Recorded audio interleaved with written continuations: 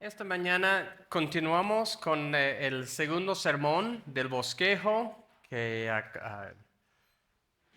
comenzamos la semana pasada. Hebreos 10, 1 a 18 es el pasaje y el título es Hechos perfectos por su sacrificio. Hechos perfectos por su sacrificio. Y la semana pasada vimos el primer punto ahí del bosquejo. Hoy día vamos a estar viendo los dos otros puntos en el bosquejo. Y debemos entender que de una forma, estos primeros 18 versículos de Hebreos 10 nos están dando un resumen de la obra perfecta de Cristo, pero también hay algunas cosas nuevas. Y esas cosas, por decir, un poco nuevas, están en los versículos 11 a 14 que vamos a estar viendo en el tercer punto esta mañana. Así que quiero animarnos a seguir meditando en la obra perfecta de Jesucristo que Él ha hecho a nuestro favor. Toda esta carta habla de la superioridad de Cristo en su persona y su obra. Y así que todo lo que hemos visto, ha habido varias aplicaciones, pero después del pasaje de hoy, va a haber más, por decir, práctica en el sentido de las aplicaciones de la doctrina que hemos estado teniendo hasta ahora. Así que vamos a dar lectura de Hebreos capítulo 10, versículos 1 a 18. Dice así la palabra de Dios. Pues ya que la ley solo tiene la sombra de los bienes futuros y no la forma misma de las cosas, nunca puede, por los mismos sacrificios que ellos ofrecen continuamente, año tras año, hacer perfectos a los que se acercan. De otra manera, no habrían cesado de ofrecerse, ya que los adoradores, una vez purificados, no tendrían ya más conciencia de pecado. Pero en esos sacrificios hay un recordatorio de pecado año tras año. Porque es imposible que la sangre de toros, de machos cabríos, quite los pecados. Por lo cual, al entrar Cristo en el mundo, dice, sacrificio y ofrenda no has querido, pero un cuerpo has preparado para mí. En holocaustos y sacrificios por el pecado no te has complacido. Entonces dije, aquí estoy, yo he venido, en el rollo del libro está escrito de mí, para hacer, oh Dios, tu voluntad. Habiendo dicho anteriormente, sacrificios y ofrendas, holocaustos, sacrificios por el pecado no has querido, ni en ellos tú te has complacido, los cuales se ofrecen según la ley. Entonces dijo, he aquí, yo he venido para hacer tu voluntad. Él quita lo primero para establecer lo segundo. Y por esa voluntad hemos sido santificados mediante la ofrenda del cuerpo de Jesucristo, ofrecida una vez para siempre. Ciertamente todo sacerdote está de pie, día tras día, ministrando, ofreciendo muchas veces los mismos sacrificios que nunca pueden quitar los pecados. Pero Cristo, habiendo ofrecido un solo sacrificio por los pecados para siempre, se sentó a la diestra de Dios, esperando de ahí en adelante hasta que sus enemigos sean puestos por estrado de sus pies. Porque por una ofrenda Él ha hecho perfectos para siempre a los que son santificados. También el Espíritu Santo nos da testimonio, porque después de haber dicho, este es el pacto que haré con ellos después de aquellos días, dice el Señor, pondré mis leyes en su corazón En su mente las escribiré, añade, y nunca más me acordaré de sus pecados e iniquidades. Ahora bien, donde hay perdón de estas cosas, ya no hay ofrenda por el pecado. Así dice la palabra de Dios.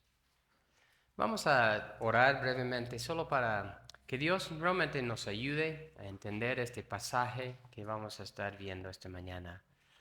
Gracias, Señor, por esta mañana y el pasaje que hemos leído ahora, lo que vamos a estar estudiando. Te pido, Señor, que tú nos ayudes a entender lo que tú dices en estos versículos tan importantes, preciosos, respecto a tu perfecta obra a nuestro favor. En tu nombre, amén. En estos sermones he estado usando varios recursos, incluyendo de James White, y estoy usando la Nueva Biblia de las Américas. Recordemos la verdad principal. La repetición de los sacrificios en el primer pacto manifestó su incapacidad para tratar definitivamente con el pecado. Solo por el único sacrificio de Jesucristo es que nuestros pecados son perdonados y somos perfeccionados en Él. La semana pasada vimos el primer punto, que es Hebreos 10, 1 a 10. En contraposición con los muchos sacrificios del primer pacto, el sacrificio de Cristo purifica y santifica de dentro para afuera. Y para resumir, había varios contrastes en esos versículos. Los sacrificios del primer pacto eran un recordatorio anual del pecado. Mientras que, ¿qué es lo que celebramos cada domingo? La Cena del Señor es un recordatorio del único perfecto sacrificio que quita definitivamente el pecado. Así que ya no tenemos los sacrificios que nos recuerdan de nuestro pecado, más bien tenemos la Cena del Señor, que es un recordatorio del sacrificio único, una vez para siempre, que quita definitivamente el pecado.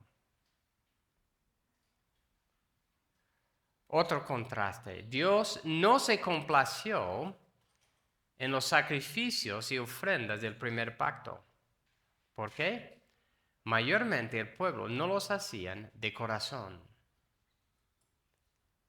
También esos sacrificios no eran los perfectos para que pudieran quitar el pecado. Así que tanto por hacer los sacrificios de un corazón desviado del Señor, como de la imperfección de los sacrificios mismos, Dios había preparado algo mejor, que es Jesucristo, quien vino, obedeció de corazón toda la voluntad de Dios y terminó dando su cuerpo como el sacrificio perfecto.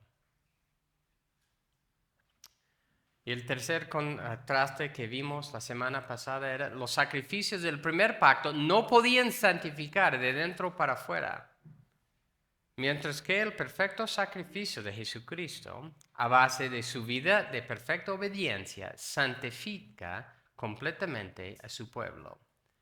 Y eso quiere decir que nos aparta, nos separa del mundo, del mundo y para Dios. Estamos santificados para Dios. Así que pasamos al segundo punto. Y en el segundo punto vamos a estar viendo los versículos 15 a 18, para luego volver a los versículos 11 a 14. En contraposición con la incapacidad del primer pacto para perdonar el pecado y cambiar el corazón, el nuevo pacto en la sangre de Cristo hace todo esto.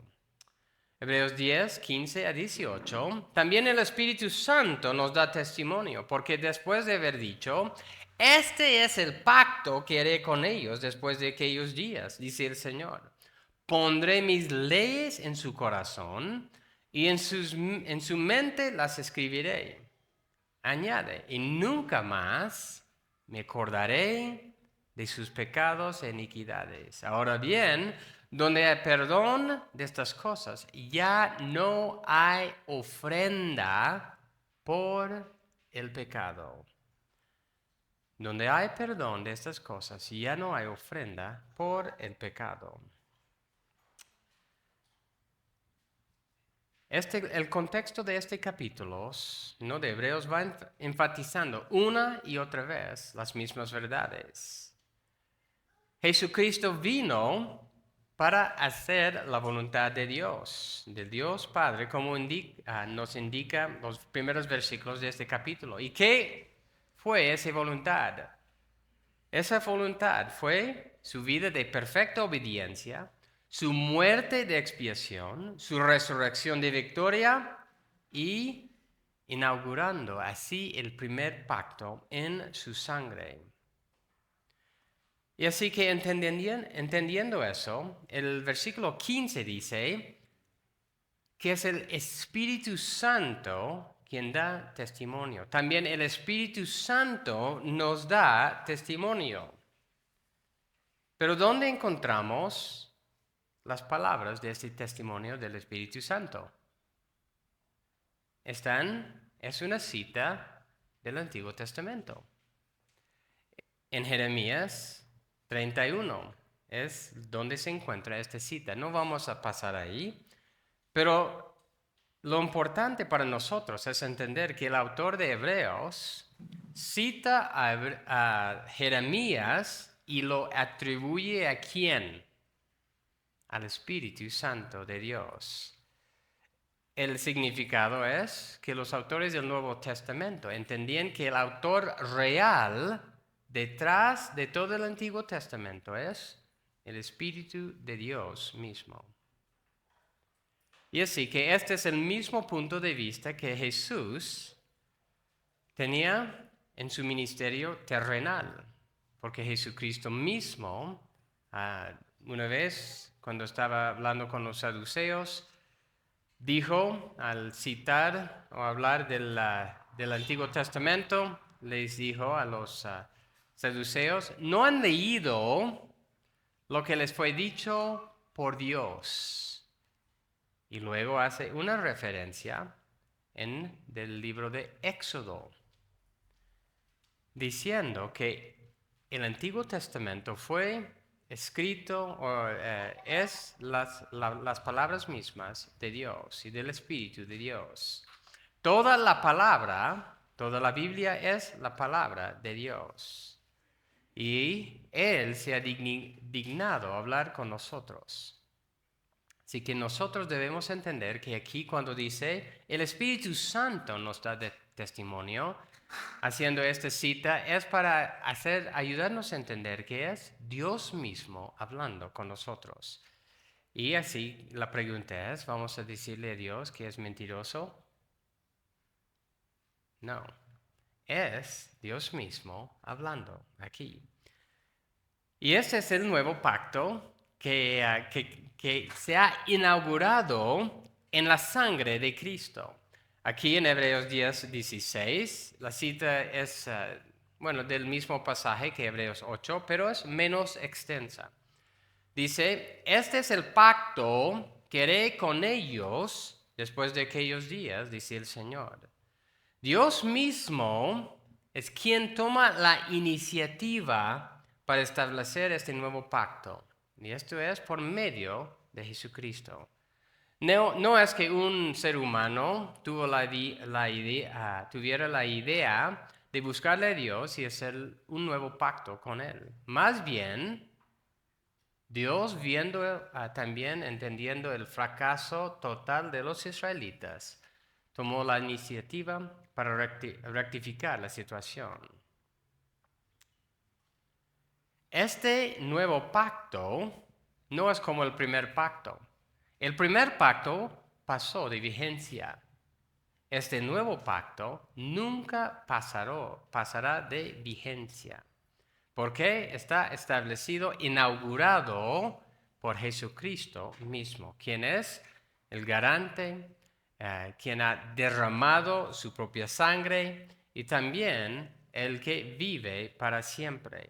¿Y qué es lo que dice otra vez aquí? Hemos estudiado esto en capítulo 8, así que no vamos a darle tanto tiempo, pero dice, versículo 16, la segunda parte, pondré mis leyes en su corazón y en su mente las escribiré. ¿Cuál fue un problema persistente de los israelitas bajo el primer pacto? Fue que ellos llegaron a ver la ley de Dios de forma externa. Y recuerden los primeros versículos del capítulo 10, que habla de que Jesucristo dijo, yo he venido para hacer tu voluntad, oh Dios. Y fue hacer la voluntad de Dios de corazón.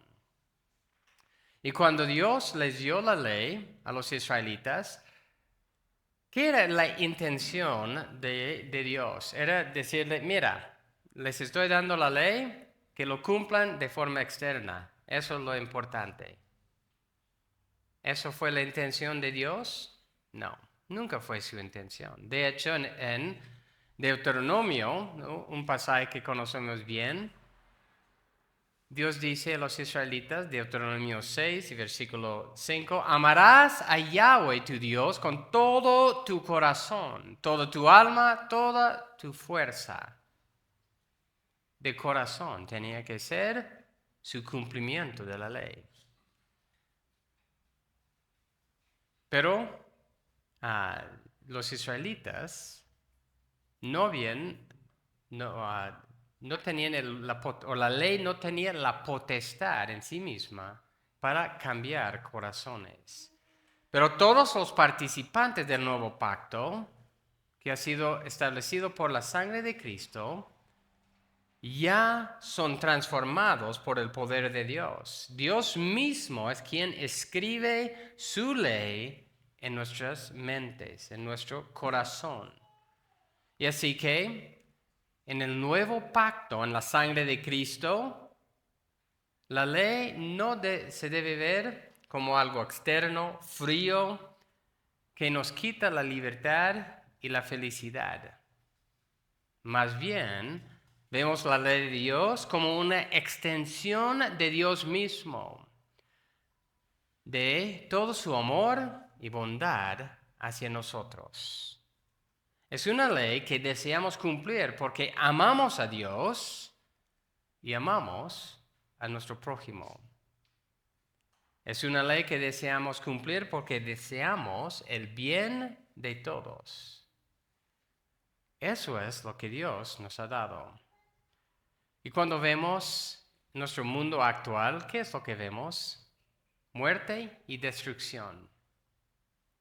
Todo lo que promueve los del mundo es contra la ley de Dios, contra el amor real por el prójimo, contra Dios mismo.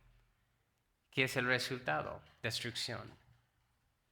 Así que Dios en el nuevo pacto ya nos ha transformado el corazón para que nosotros pudiéramos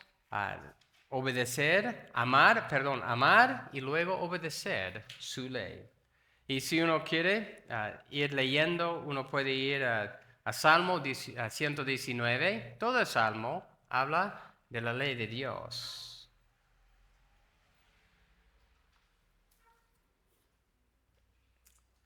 En el nuevo pacto, la transformación de Dios nos pone en ese camino, un camino diferente.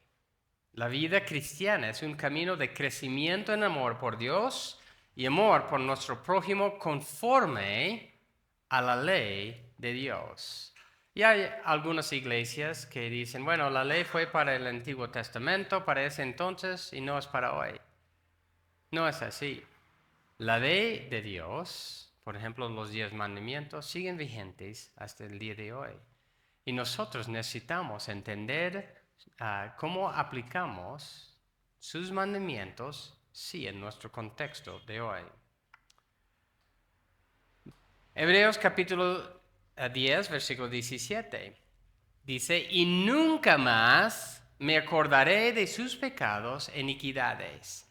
Nunca más me acordaré de sus pecados e iniquidades. Recordamos otra vez en versículo 3. Hebreos 10:3, pero en esos sacrificios hay un recordatorio de pecado año tras año. En el nuevo pacto, Dios dice, nunca más me acordaré de sus pecados e iniquidades. Y otra vez, en el primer pacto, los sacrificios eran un recordatorio de pecado. Pero en el nuevo pacto, Dios dice que jamás se acordará de nuestros pecados. Y esta clase, cuando dice no acordar, ¿no? Él no se acordará de nuestros pecados, significa una decisión deliberada de parte de Dios, a base del perfecto sacrificio de Cristo.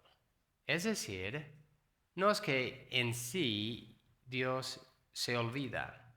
Más bien, decide ya no tomar en cuenta en nuestra contra nuestros pecados. Y eso es a base de lo que Jesucristo ha hecho, su perfecto sacrificio. Eso realmente, ¿qué es lo que merecemos de Dios?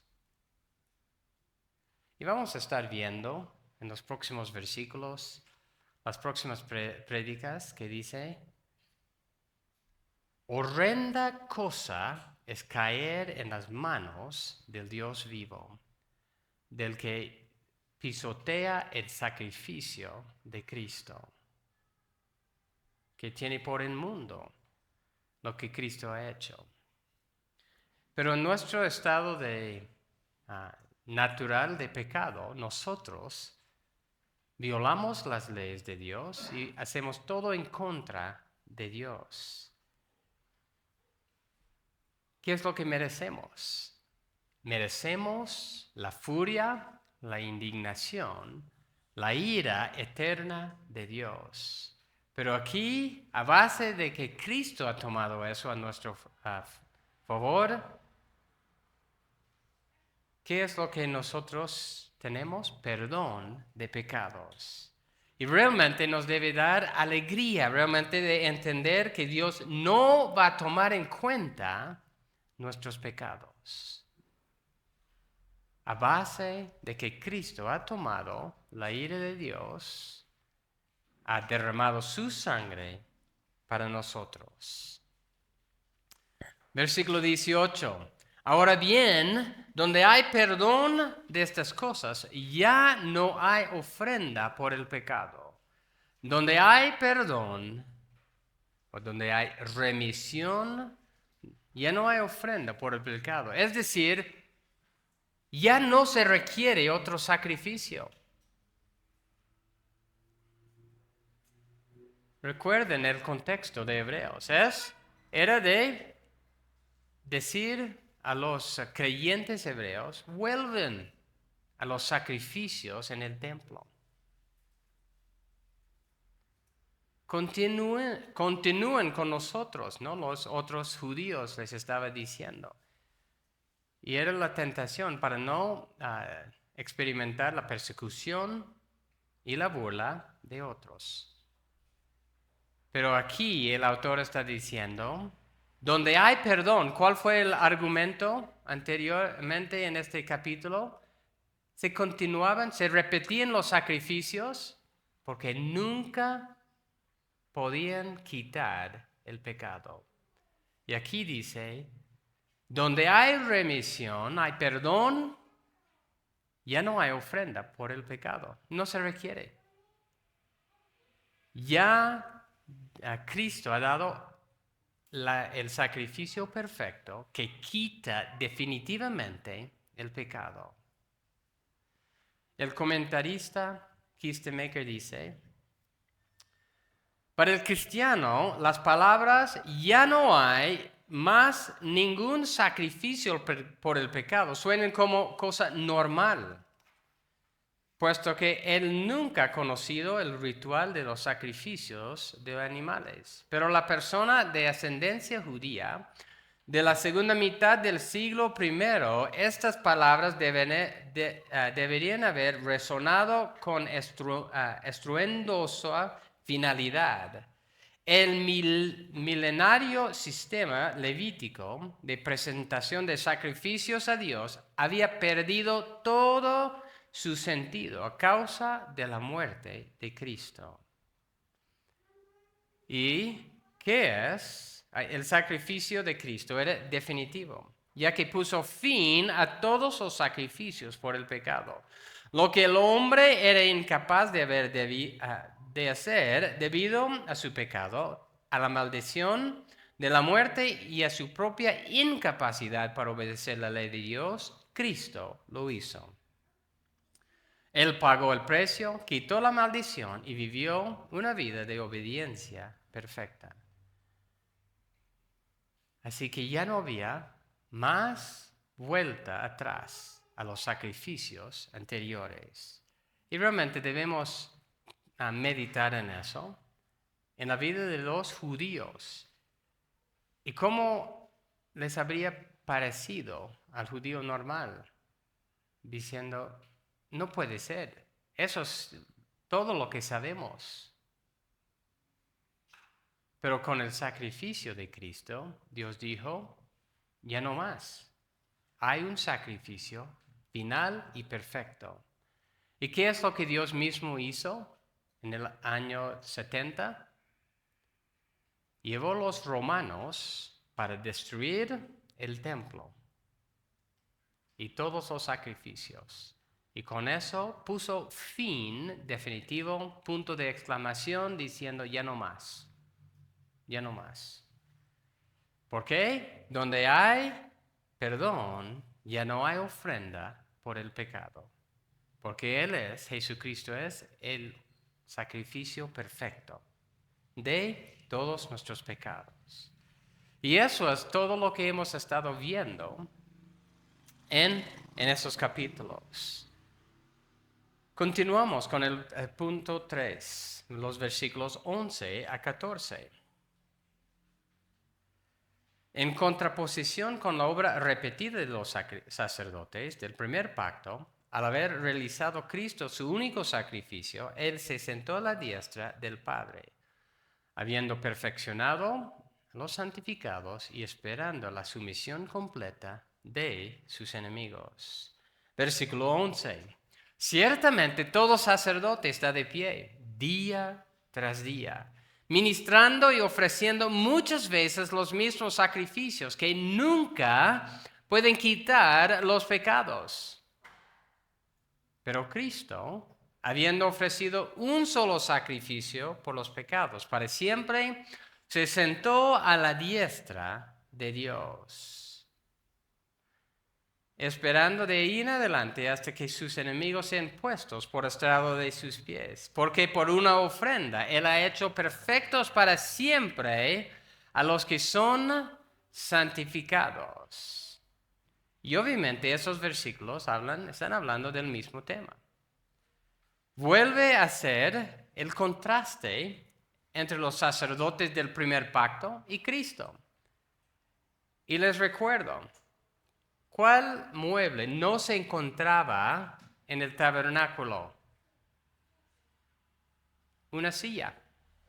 Que dice, ciertamente 11, todo sacerdote está de pie, día tras día, ministrando y ofreciendo muchas veces los mismos sacrificios que nunca pueden quitar pecados.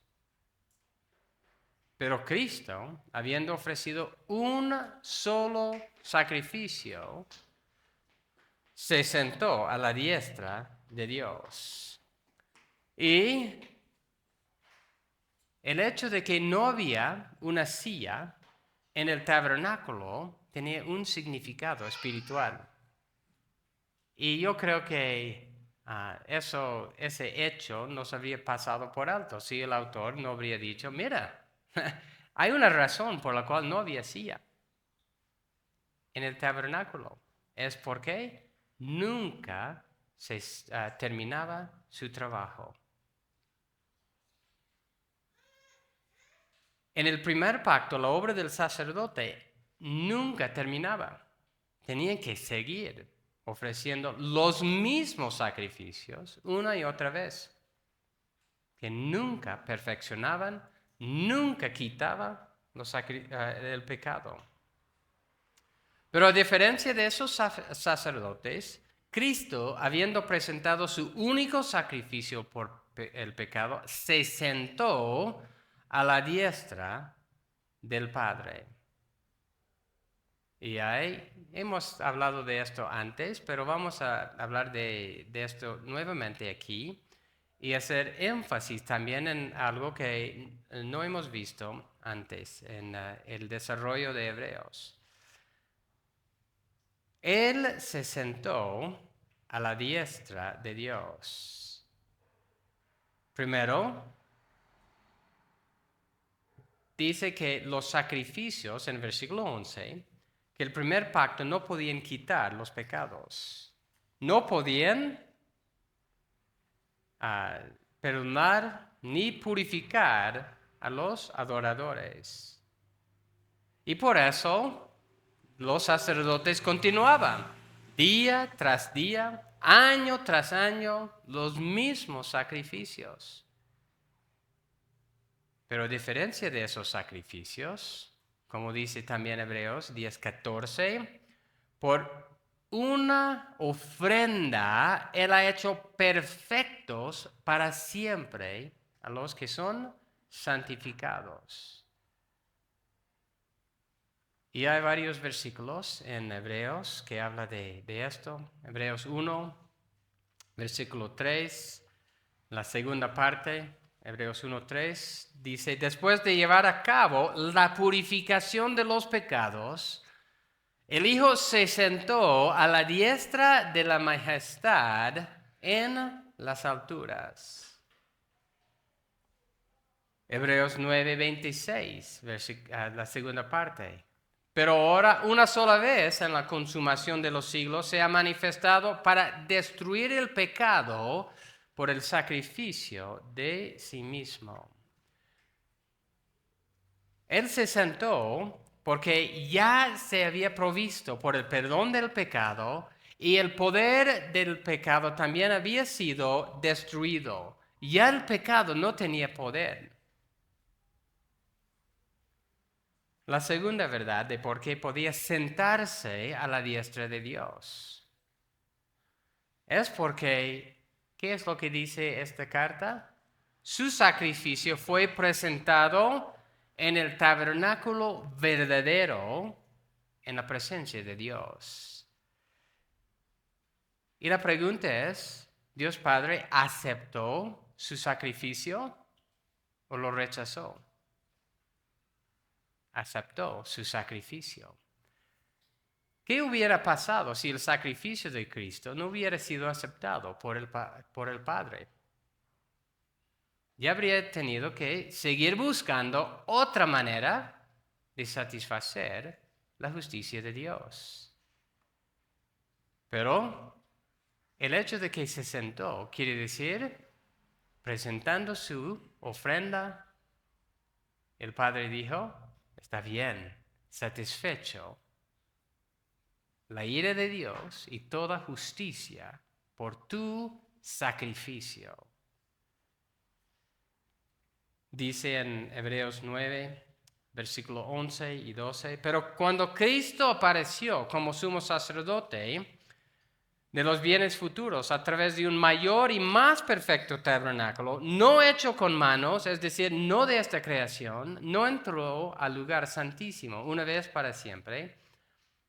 Entró, no de esta creación, sino más bien entró al lugar santísimo una vez para siempre, no por medio de la sangre de machos cabríos y de becerros, sino por medio de su propia sangre, obteniendo redención eterna. Obtuvo lo que los sacrificios del primer pacto no podían obtener, la redención eterna.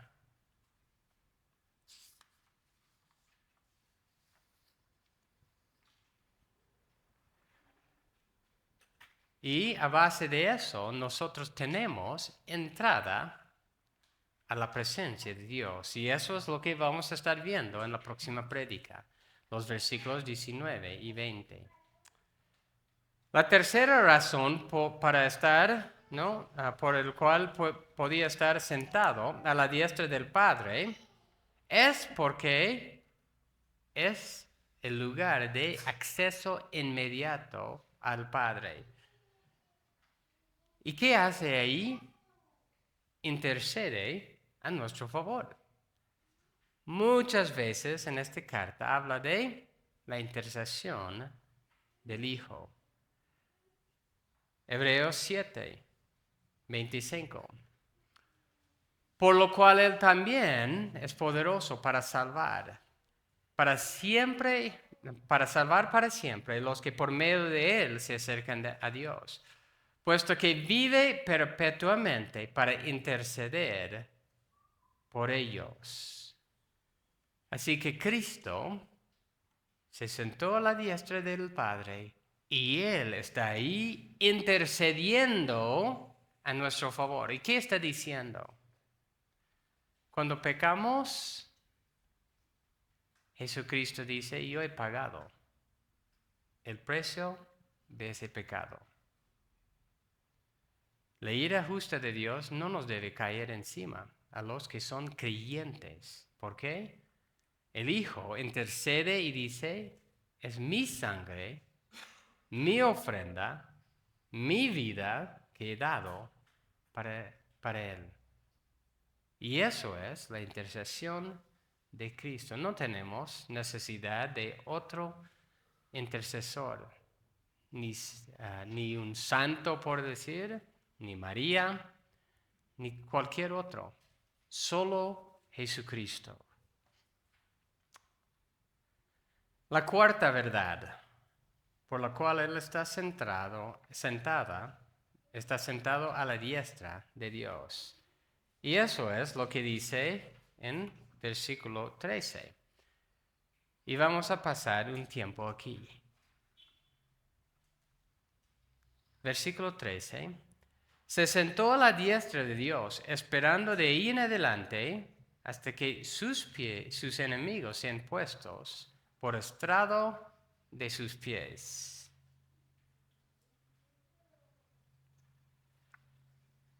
Es una cita de Salmo 110.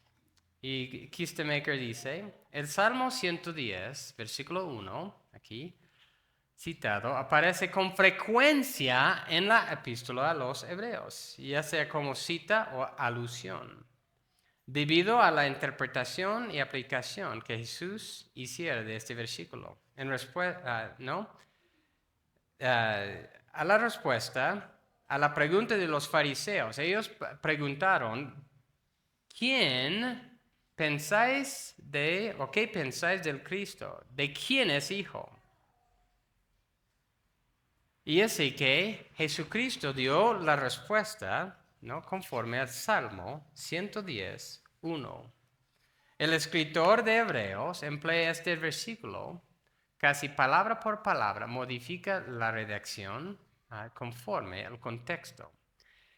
Sus enemigos son todos aquellos que se oponen al dominio, autoridad y poder de Cristo. Y el último enemigo que será destruido es la muerte, conforme a 1 Corintios 15, 26. La pregunta es, ¿quién está reinando en este momento?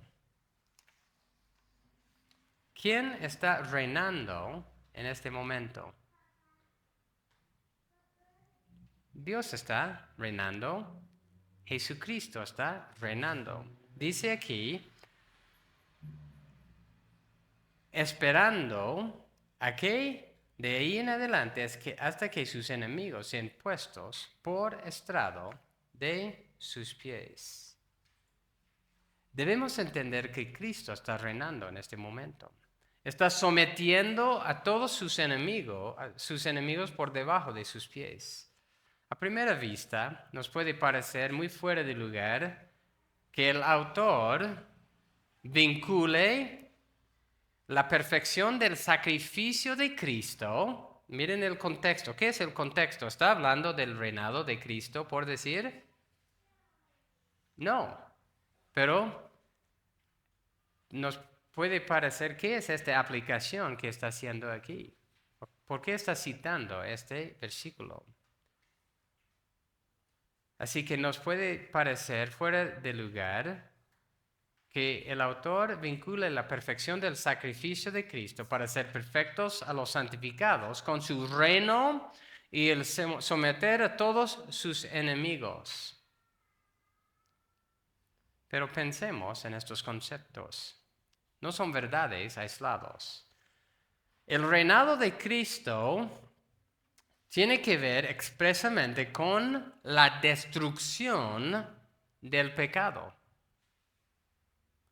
y todos sus efectos, tal como leímos en Hebreos 9:26, donde dice que Él destruyó el pecado por el sacrificio de sí mismo.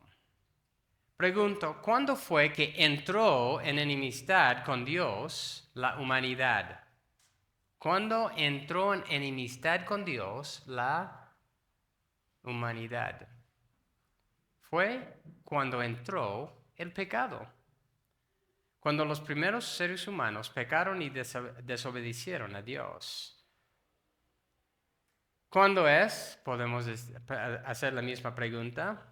¿Cuándo es que Satanás y sus demonios entraron en enemistad? Cuando pecaron. Así, ¿qué es la obra de Cristo? La obra de Cristo es para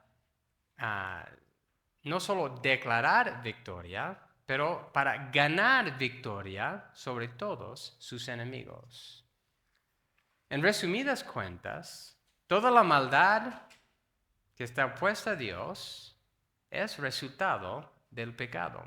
Y por el pecado se introdujeron la muerte y toda clase de destrucción. La obra de Cristo en su sacrificio, su resurrección y coronación fue el acto que destruyó el poder del pecado. Y es desde ese entonces que el Mesías fue entronizado y está reinando, sometiendo a sus enemigos por debajo de sus pies. Otra vez, esta es una cita de Salmo 110, versículo 1. Y este es el versículo que más veces se repite, se cita en el Nuevo Testamento. Hasta algunos comentaristas o teólogos dicen que es el versículo favorito de Dios.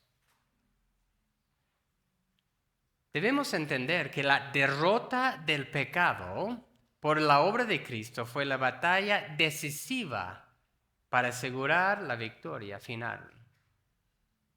Y lo increíble de eso es que nosotros compartimos esa victoria. Nosotros somos los victoriosos. No hemos sido derrotados. Solo falta que todas las batallas sean realizadas. La victoria final es asegurada por la victoria de Cristo.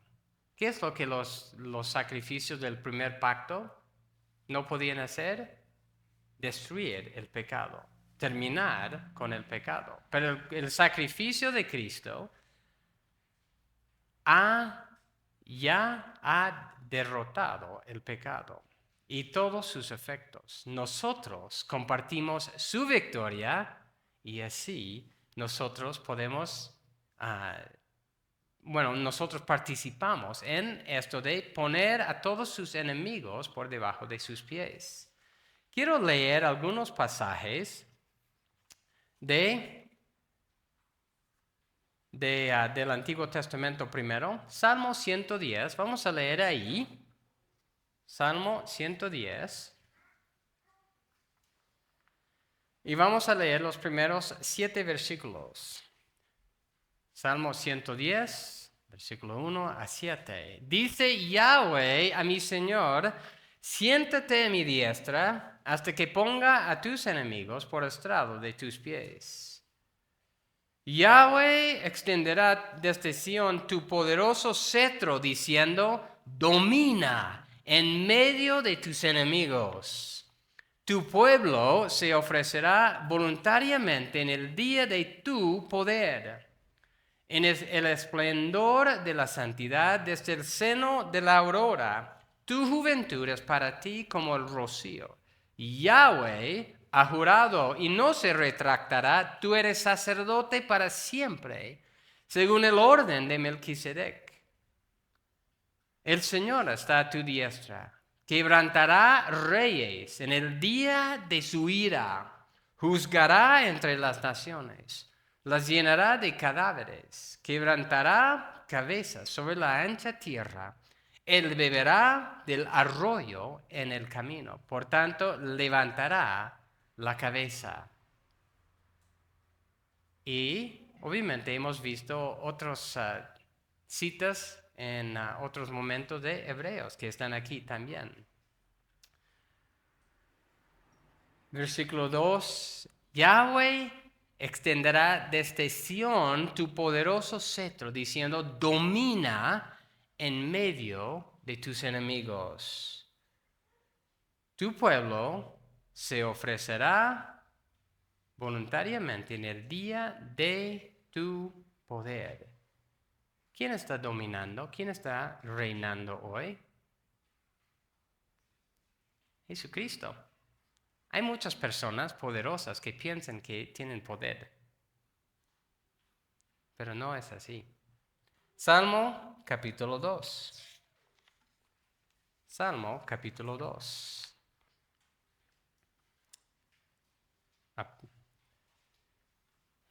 ¿Por qué se sublevan las naciones y los pueblos traman cosas vanas? Se levantan los reyes de la tierra y los gobernantes traman unidos contra Yahweh y contra su ungido. ¿Quién es su ungido? Jesucristo. Diciendo, rompamos sus cadenas, echemos de nosotros sus cuerdas. El que se sienta como rey en los cielos se ríe. El Señor se burla de ellos, luego les hablará en su ira. Y en su furor los aterrará, diciendo, yo mismo he consagrado a mi rey sobre Sión, mi santo monte. Ciertamente anunciaré el decreto de Yahweh que me dijo, mi hijo eres tú. Yo te he engendrado hoy. Pídeme y yo te daré las naciones como herencia tuya, como posesión tuya los confines de la tierra. Tú los quebrantarás con la vara de hierro, los desmenuzarás como vaso del alfarero. Ahora pues, oh reyes, muestran discernimiento, reciben amonestación, oh jueces de la tierra. Adoren a Yahweh con reverencia y alégrense con temblor. Honran al Hijo para que no se enoje y perezcan en el camino. Puede inflamarse de repente su ira. Cuán bienaventurados son todos los que en Él se refugian. Pasamos al Nuevo Testamento. Mateo capítulo 28. Acercándose Jesús, Mateo 28, versículo 18 hasta 20. Acercándose Jesús les dijo, toda autoridad me ha sido dada en el cielo y en la tierra. Vayan pues y hagan discípulos de todas las naciones, bautizándolos en el nombre del Padre, del Hijo y del Espíritu Santo, enseñándoles a guardar todo lo que les he mandado. Y recuerden, yo estoy con ustedes todos los días hasta el fin del mundo. ¿Qué dice? La autoridad sobre la iglesia me ha sido dado. No dice eso.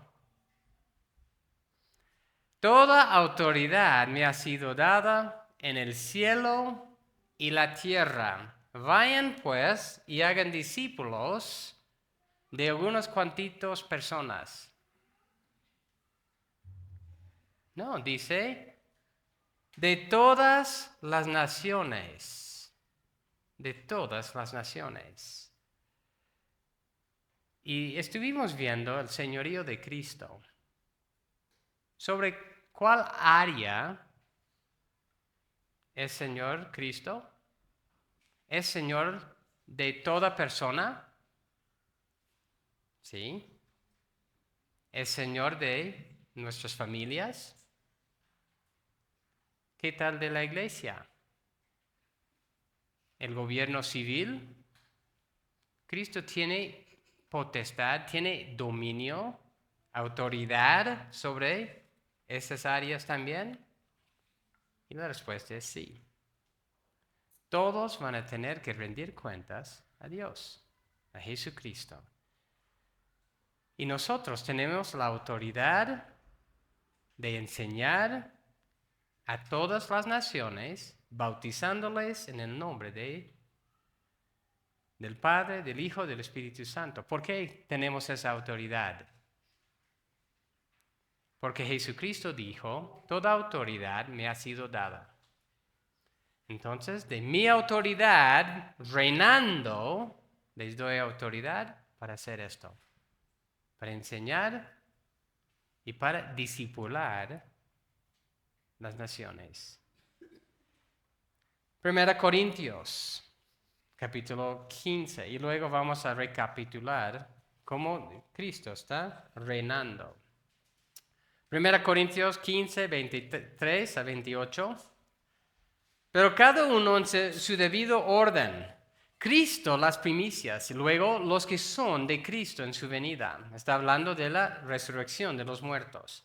Entonces vendrá el fin cuando Él entregue el reino a Dios y Padre. Después que haya terminado con todo dominio, toda autoridad y poder, pues Cristo debe reinar hasta que haya puesto a todos sus enemigos debajo de sus pies. Y el último enemigo que será eliminado es la muerte, porque Dios ha puesto todo en sujeción bajo sus pies.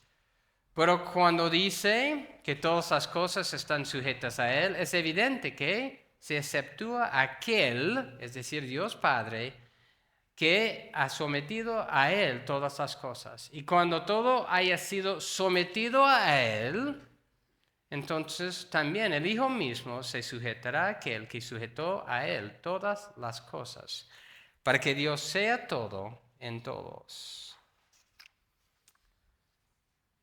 Así que Cristo se sentó a la diestra de Dios y en este momento está sometiendo a todos sus enemigos por debajo de sus pies.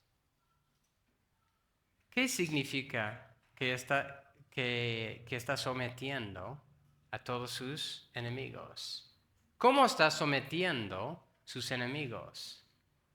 Bueno, debemos entender, tanto del Antiguo Testamento como del Nuevo, que en primer lugar está sometiendo a sus enemigos por medio del Evangelio. Los que estamos aquí, ¿éramos enemigos de Dios en un tiempo de nuestra vida? Sí, éramos enemigos de Dios.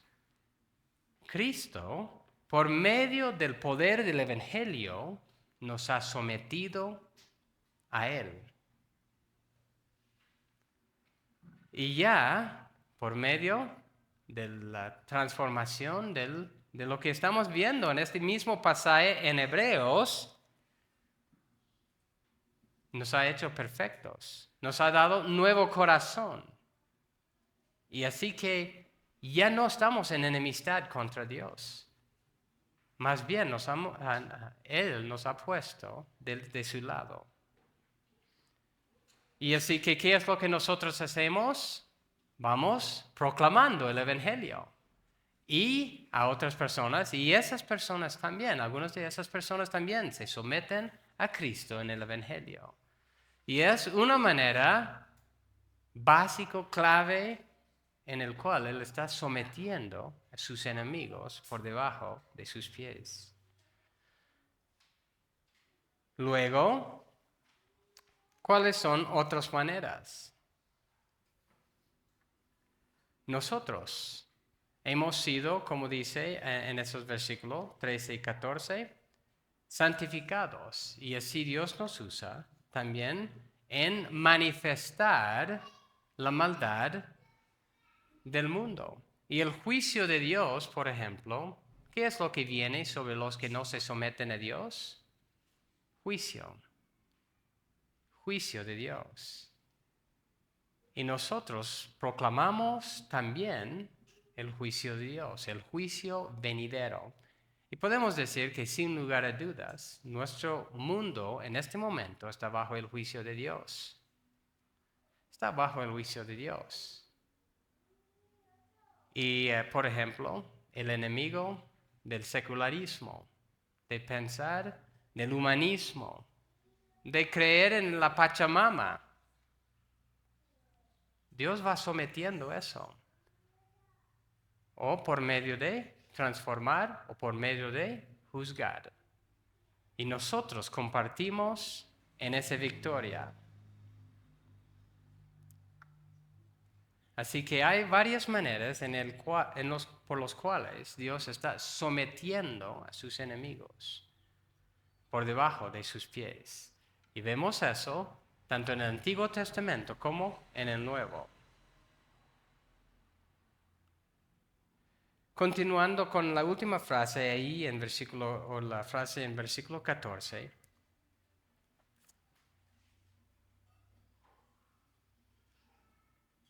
Dice, porque por una ofrenda Él ha hecho perfectos para siempre a los que son santificados. Y podemos hacer la pregunta, ¿quiénes son los que participan en esta victoria de Cristo? Aquí dice, los que son santificados, los que son hechos perfectos. Los que hemos sido apartados del mundo y separados para Dios. Ya no estamos en enemistad contra Dios. ¿Por qué? Por el sacrificio perfecto que Él ha hecho. Recuerden, versículo 10, Hebreos 10:10. Por esa voluntad hemos sido santificados mediante la ofrenda del cuerpo de Jesucristo, ofrecida una vez para siempre. Nosotros, los que creemos en Cristo, hemos sido santificados y participamos en esta victoria con Él. Y hay muchos otros versículos que hablan de quiénes son los que, versículo 19 del mismo capítulo. Hermanos, puesto que tenemos confianza para entrar al lugar santísimo por la sangre de Cristo, por un camino nuevo y vivo que Él inauguró para nosotros. ¿Quiénes son los nosotros? Los que tenemos, dice en versículo 21, puesto que tenemos un gran sacerdote. Los que tenemos a Jesucristo como nuestro sacerdote, también somos los santificados, los que participamos en este sacrificio de Cristo. Y así que ahí quería, por decir, terminar esta sección con este versículo esos versículos 11 a 14. Hablando de la gran victoria de Cristo. Cristo está reinando ahorita. No debemos dudar. ¿Por qué vivimos como si estuviéramos del lado perdedor? No estamos perdiendo, estamos ganando. Y vamos a ganar. Y la victoria es seguro.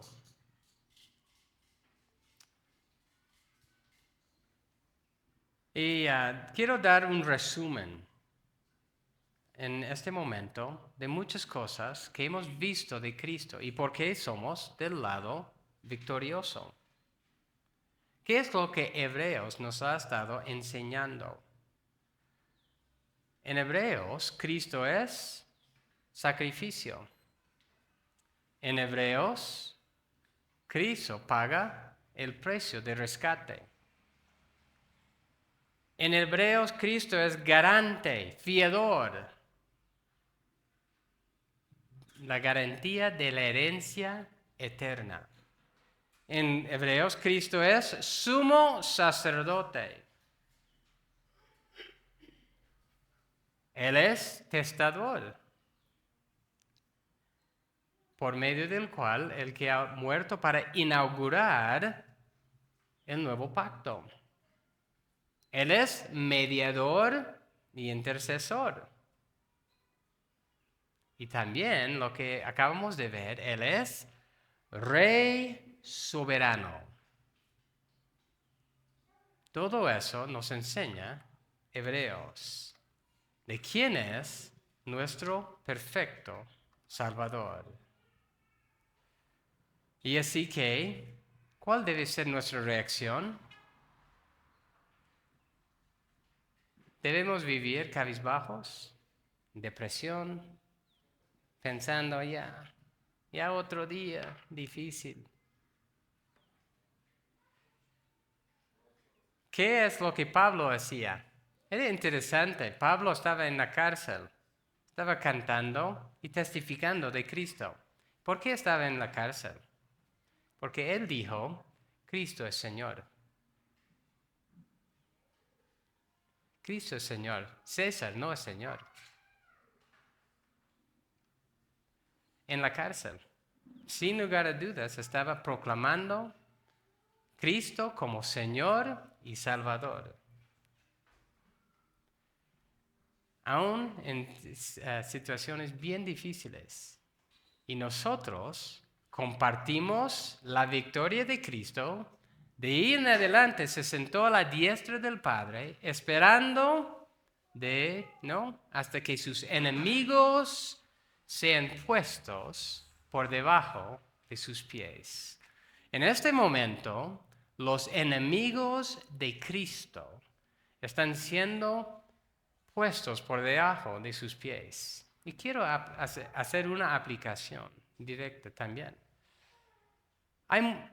Es locura lo que está pasando en el mundo ahorita. Cuando pensamos en el aborto, ¿qué estamos haciendo con la próxima generación?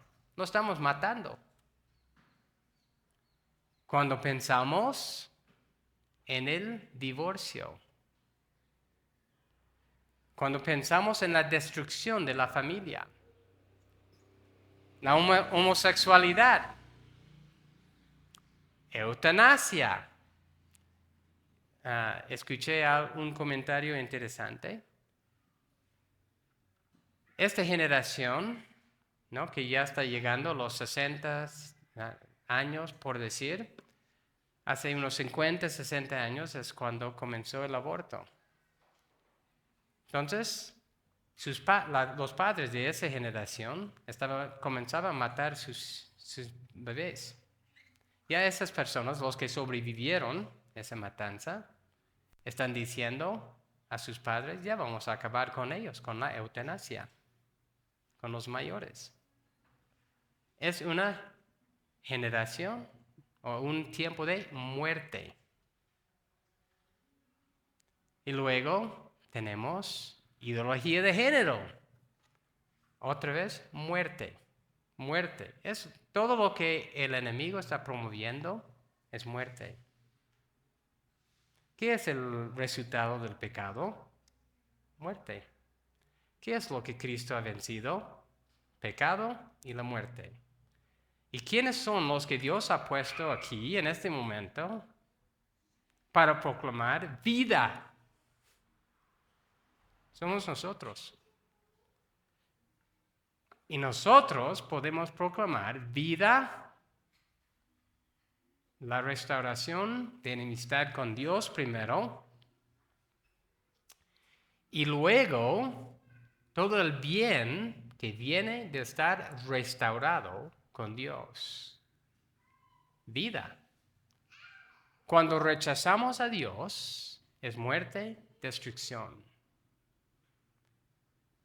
Pero Dios nos ha puesto en este momento para proclamar la vida. Y la vida que Él ha ganado por destruir el pecado, por resucitarse de los muertos y por estar sentado ahora a la diestra del Padre, sometiendo a sus enemigos por debajo de sus pies. Y nos ha puesto nosotros para participar en esa sumisión de sus enemigos. Primero por la proclamación del Evangelio. Del Evangelio, aún muchas veces a personas que han sido destruidos por el pecado, en el sentido de haber hecho un aborto. Han destruido su cuerpo por medio de ideología de género. Pero es de proclamar vida aún en medio de eso y el perdón de los pecados. Y así Dios nos ha puesto para eso. Así que quiero animarles que debemos entender que Dios nos ha puesto aquí en este momento para proclamar todas estas verdades de Jesucristo a un mundo que está pereciendo. Dice, Cristo, habiendo ofrecido un solo sacrificio por los pecados para siempre, se sentó a la diestra de Dios, esperando de ahí en adelante hasta que sus enemigos sean puestos por estrado de sus pies. ¿Por qué? Por una ofrenda Él ha hecho perfectos para siempre a los que son santificados. Vamos a orar. Gracias, Señor, por lo que tú has hecho en Jesucristo para derrotar, para vencer el pecado, la muerte, el enemigo, el diablo. Y sabemos, Señor, que nosotros compartimos tu victoria porque tú nos has santificado por tu perfecto sacrificio. Sabemos que tú estás reinando en este momento. Tú estás sometiendo a tus enemigos por debajo de tus pies. Sabemos que toda autoridad por esta victoria que tú has ganado te ha sido dado, tanto en la tierra como en el cielo. Y así que tú nos has dado también la autoridad de ir, proclamar tu evangelio y hacer discípulos de todas las naciones. Y ayúdanos, Señor, a entender que este momento de historia en la cual estamos viviendo, tiempo de destrucción increíble, Señor, que el enemigo parece tener la victoria, es solo un momento. Y tú nos vas a usar para proclamar tu gran evangelio, el poder de Cristo para la salvación de muchas personas. Gracias, Señor, por eso. Y gracias que podemos estar animados, entendiendo que tú has ganado esa victoria. Y ayúdanos también, Señor, a entender lo que eso significa en nuestras vidas personales, en nuestro hogar, con nuestras familias y con otras personas, Señor, que necesitamos vivir de una forma diferente. Gracias, Señor, por todo eso. En tu nombre, amén.